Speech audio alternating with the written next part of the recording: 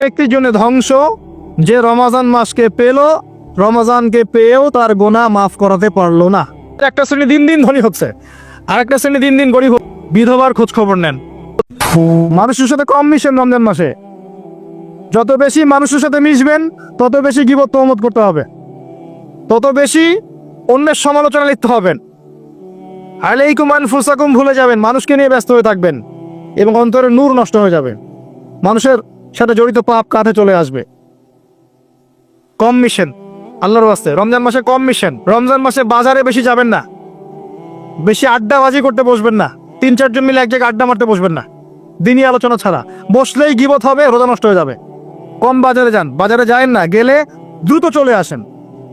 যদি প্রয়োজনে যেতেই হয় দ্রুত চলে আসেন। চেষ্টা করেন মাসের বাজার আগেই করে রাখতে, ঈদের বাজার আগে করে রাখতে। এই শেষের দশক, স্পেশালি লাইলাতুল কদর যেখানে থাকে, এই দশক মানুষ বাজারে কাটায়। বাঙালি মুসলিম এই দশকটা বাজারে কাটায়, ইল্লা মাশাআল্লাহ।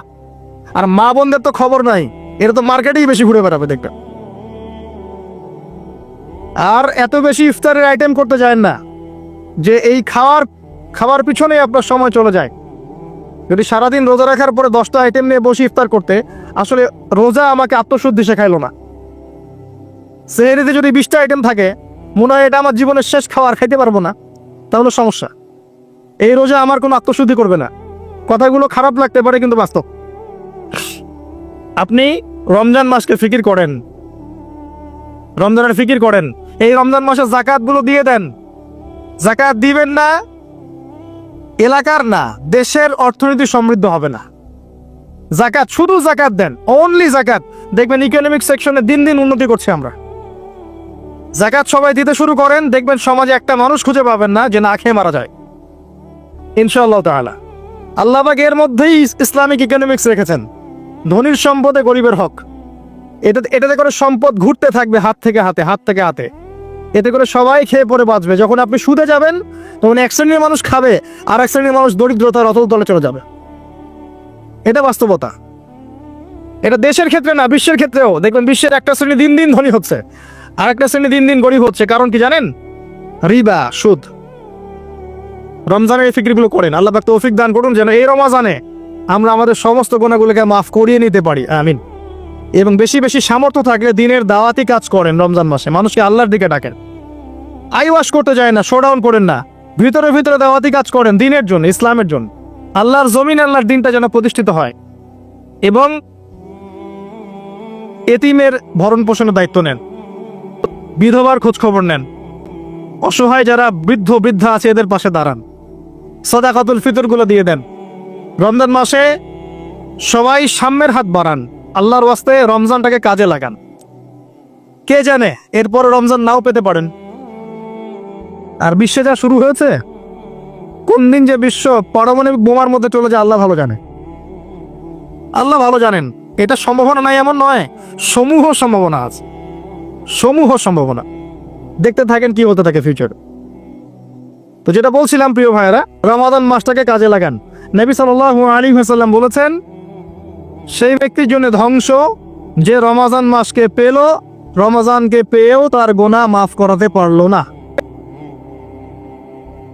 নবীর নাম শুনে আমরা কেউ দুধ পড়লাম না। নবী সাল্লাল্লাহু আলাইহি ওয়াসাল্লাম বলেছেন, সেই ব্যক্তি ধ্বংস হোক যে রমজান মাসকে পেল, কিন্তু এই রমজান মাসকে পেয়েও তার গুনাহ মাফ করাতে পারলো না।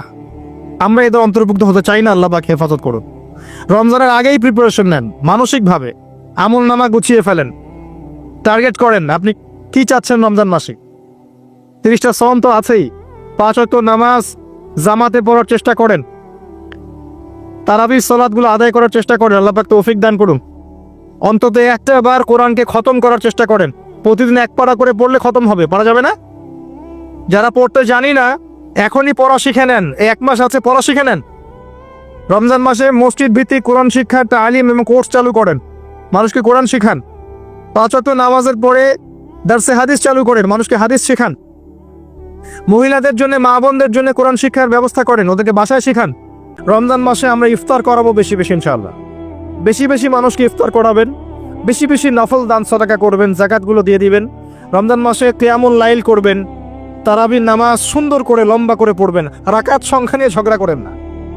আমরা যে কাজগুলো করি ঝগড়াটা বেশি করি। কোয়ালিটি দেখবেন আল্লাহ, কোয়ালিটি, কোয়ান্টিটি না। নামাজটা কেমন কোয়ালিটি সম্পন্ন ছিল। এবং এই রমজান মাসে সবচেয়ে বেস্ট নেয়ামা হচ্ছে কোরআন। এই মাসে কি হয়েছে? কোরআন নাজিল হয়েছে। এই কোরআনকে সময় দিতে হবে। যারা কোরআন তেলাওয়াত করতে জানি না, রমজান মাসে শিখতে হবে। যারা জানেন তারা খতম দিবেন, তেলাওয়াত করবেন, খতম দিবেন। যারা আরো ভালো জানেন তারা গবেষণা করবেন, পুরো কোরআনটা গবেষণা করবেন। পারা যাবেন ইনশাল্লাহ। আল্লাহ পাক সবার আগে আমাকে, অতঃপর আপনাদের সবাইকে তৌফিক দান করুন। আমিন।